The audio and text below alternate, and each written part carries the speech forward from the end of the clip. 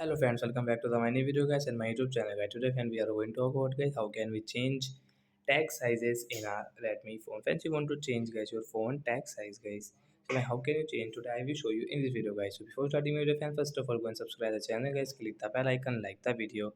So then now let's see guys how can we change text size. Open your phone setting guys. After on phone setting guys, scroll it and click on your display setting guys. Again scroll friends, you can see guys your text size setting guys. Tap here guys, you can change your text size from here. So we will change into a excel size and when means large size guys. You can see this text size will change in our Redmi phone. So like that guys, you want to change your text size in your Redmi mobile, so guys you can change from your display setting guys.